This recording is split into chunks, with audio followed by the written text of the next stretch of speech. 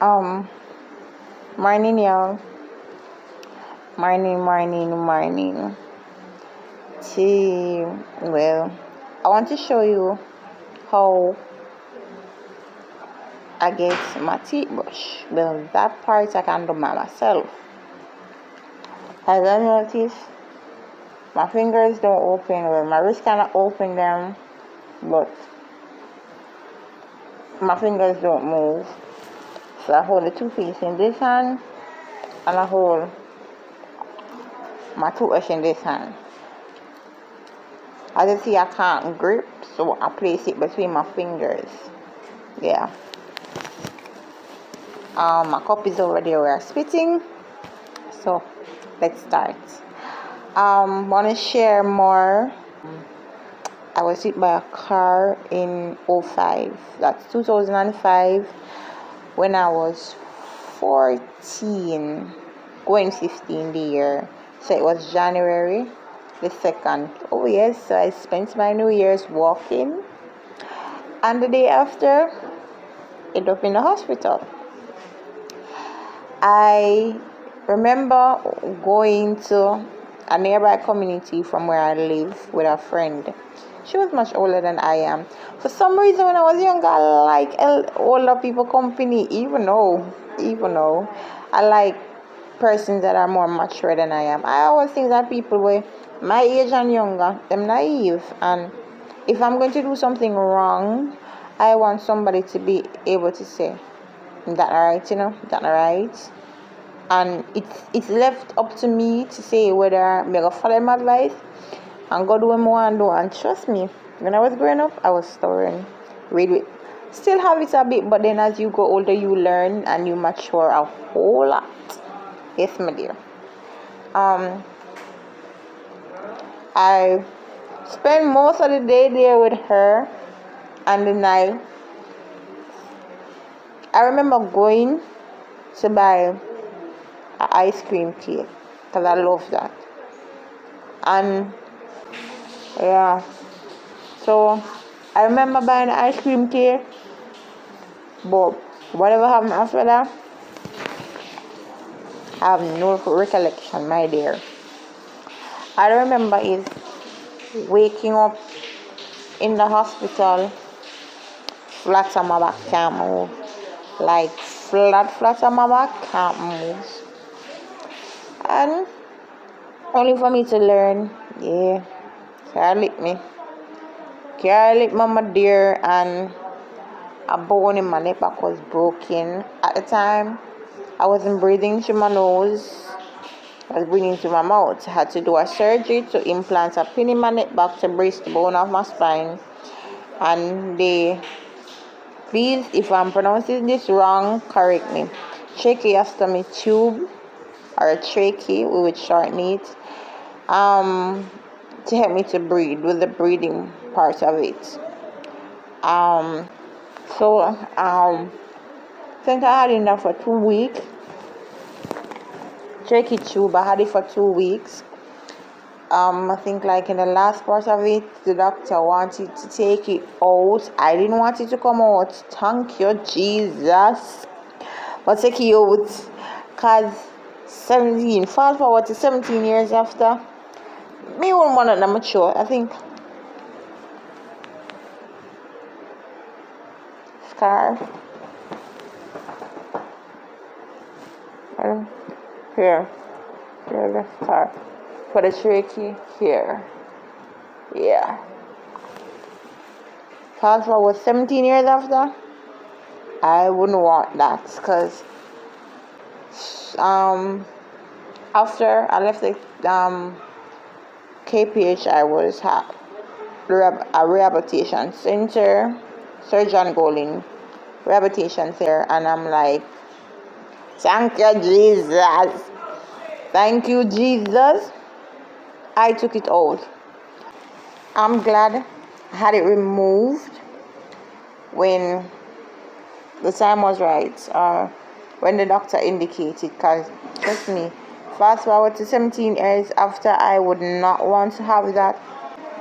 So I left the hospital that was KPH at the time.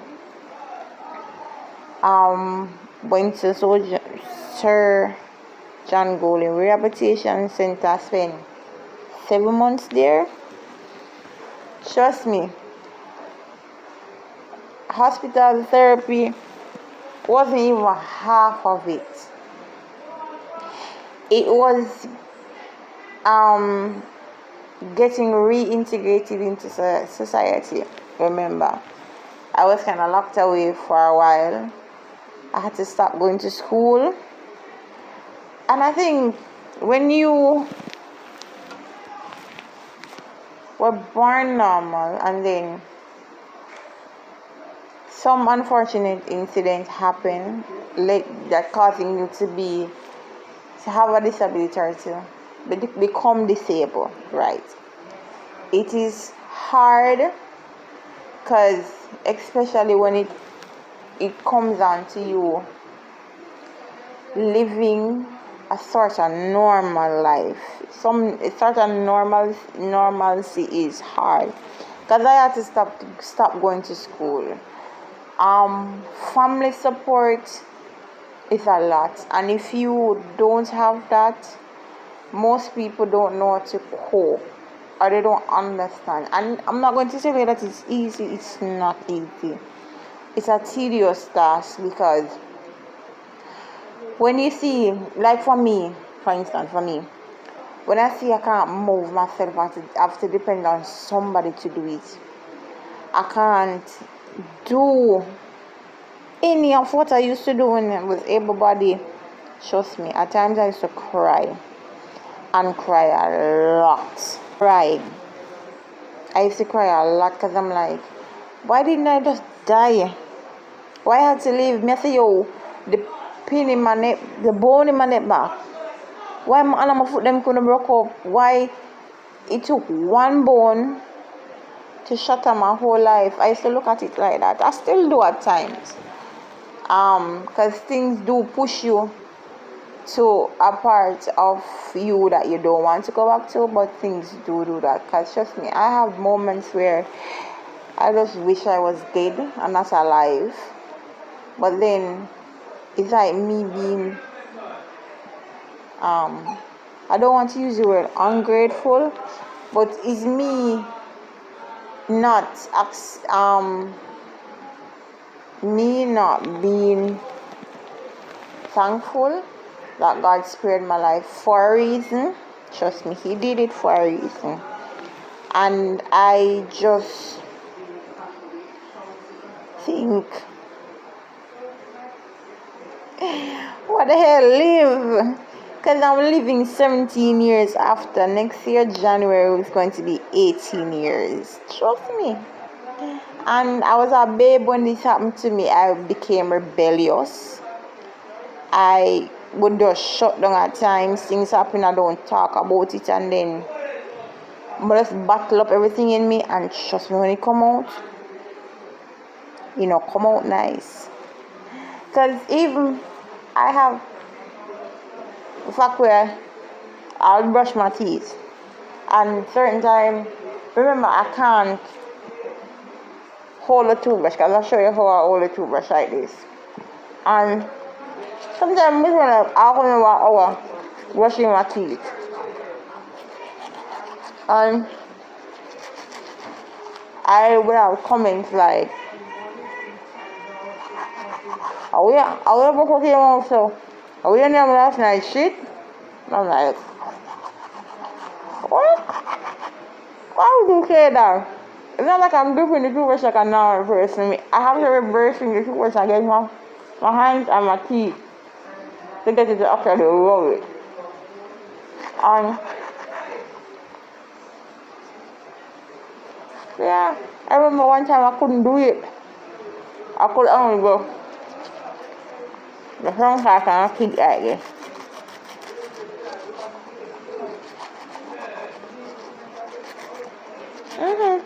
And no, I can go all over my mouth. All over, no problem.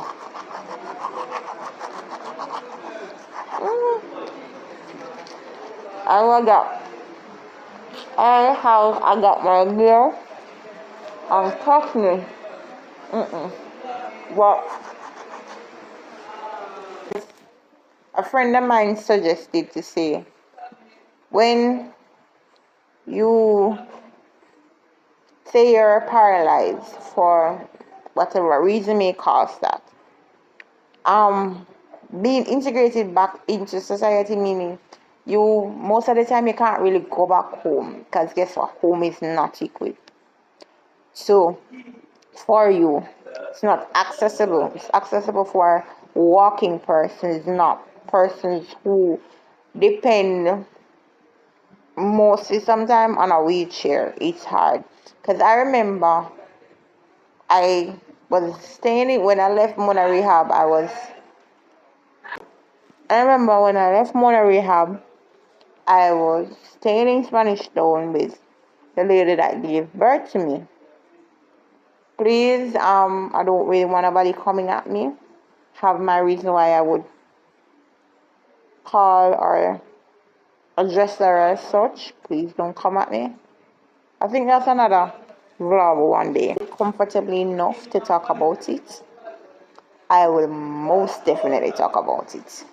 But for now, let's focus on me and how I became paralysis and how paralyzed and me coping.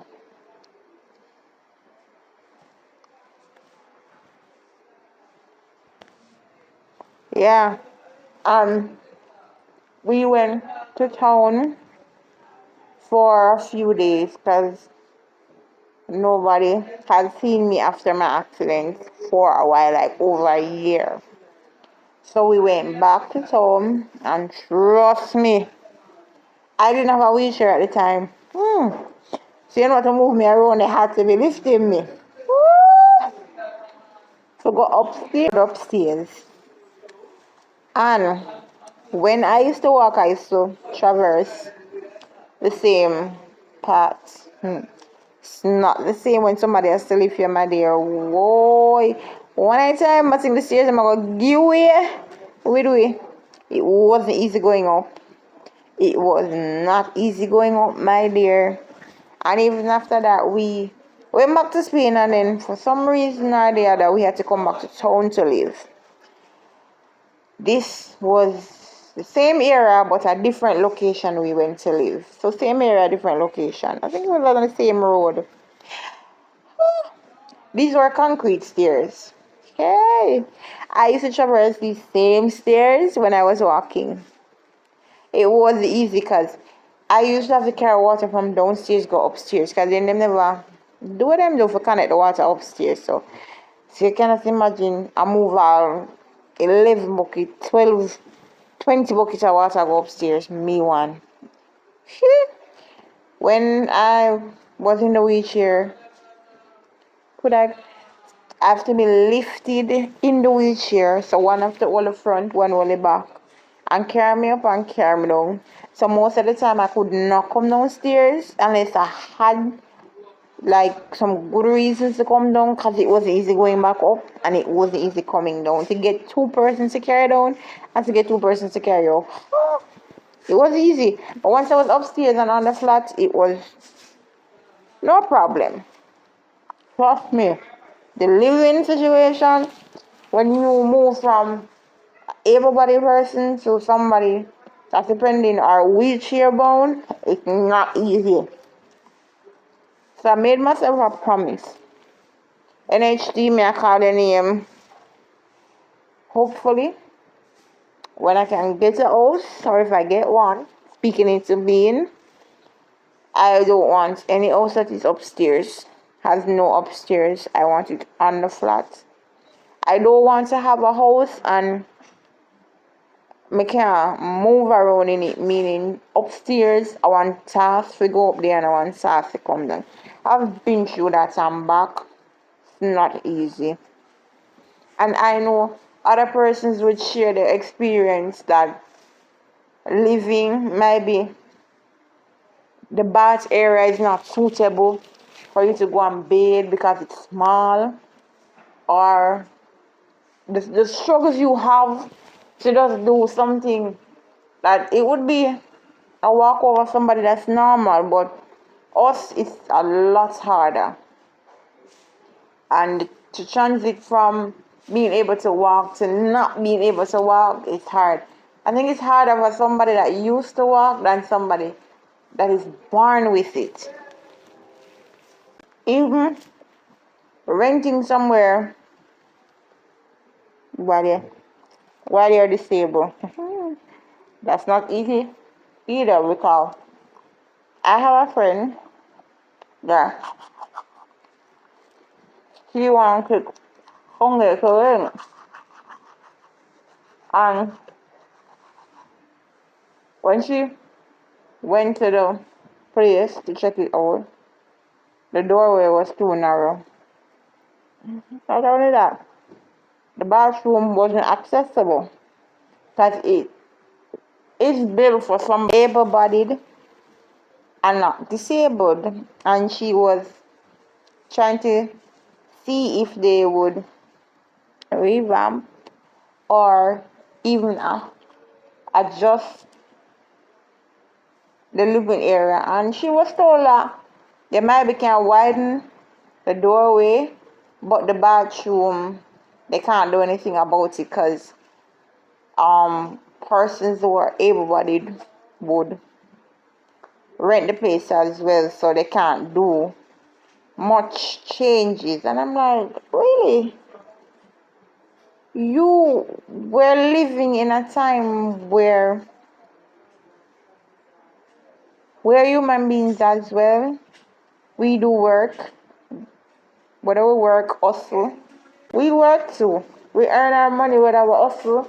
Whatever we do to gain our income, we're human beings too. And I, for one, don't really like how we are marginalized in society we are. Because if somebody with disability wants to rent, how fair is that? How fair is that? Because she wanted to rent the place and they would not adjust to accommodate her. And some law never did pass about this where landlords or persons that own places, I don't have it right, I'm gonna get it right, but I'm sure a law was passed or a bill or what it's called regarding persons with disabilities and living accommodations. Yeah, so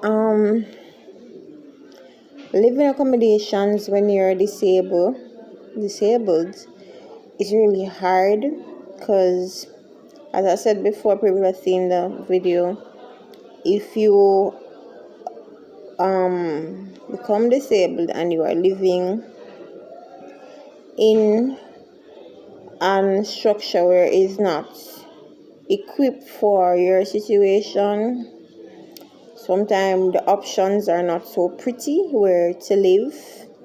It's not so pretty, and it might not be something that where you want to go or where you want to be, but then it's the only option at the moment. So you do if you're damn, and you're damn if you don't. So that's just it.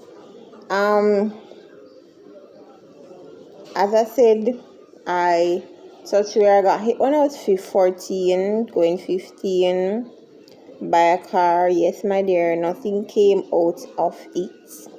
I was not compensated. Nope. Few funds passed round, yes, behind my back, which I got nothing from. The only thing I can say I got from the only thing I can say, yes, I got from my accident. Get it nicely. I got from my accident was a pin that was used to brace the bone of my spine. So that was inserted surgically from my neck here. I don't know if you can see the scar somewhere. I can feel it, but it was implanted from my neck part. Yes, so that was like 47,000 around that price. I don't remember exactly. Something I really got from my accident. It's mostly been like persons I've met. No, I don't really have family support. My dad is there. That much I can say. My dad is there. And I don't really want to depend on, I cannot support or do much of myself physically. So I am most definitely trying to do it financially. As my vlog goes on, hopefully I get more likes, views, and shares. I'll show you my list of entrepreneur venture. Yes, my dear, I'm so proud of it. I am a pro mom. So I got nothing from my accident, my dear. I was not compensated any at all. No. I was not. But I'm still alive 17 years after. I've been through hell and back. Trust me, I've been through hell and back. But I thank God, He made me stronger. He made me the woman I am now. Yeah, and I have been fighting, and I'll continue to fight despite of any situation I face whenever it comes. But there's another thing I want you to touch. On a yearly basis, you hear of motor vehicle accident, whether the person was hit by the car, because I was hit, I was not in the car, or it crashed, or whatever reasons a motor vehicle was involved, and you hear of many deaths, right? But what happened to those who did not die but was left with a disability, took hope? You might can't work again. Maybe where you're living it's rent, it's not your personal house, you can't live there anymore. Or where you're staying is not accommodating for somebody with a disability. Trust me, because this disabled life is not cheap. It is not cheap, my dear. It is not cheap. It is expensive. It is. It's not cheap. Especially if you depend on stuff on a daily basis that serve for a limited amount of time. It is not cheap. Not cheap. Not cheap. None at all. What happened to those persons? Where are they now? Who is helping them? If you can't fend for yourself, unlike me, who is determined to do something for myself, what if they are not in the position to do it? Because I don't like the idea of this charity thing where persons help you, but then they help you with ulterior motive. Trust me, I've been the victim of that. Saying all of that, to end with this, never give up on yourself. Never let anybody beat you down. You know you, stay true to you, and just grow and grow in the best way possible. One of my friends would say, I don't have a disability, I have an ability. So you're no different. Shine, and let's all see you for you. Please to like, subscribe, and share. Help me grow and help me to help others, motivate them to be strong. So trust me, it's not easy. Thank you for watching.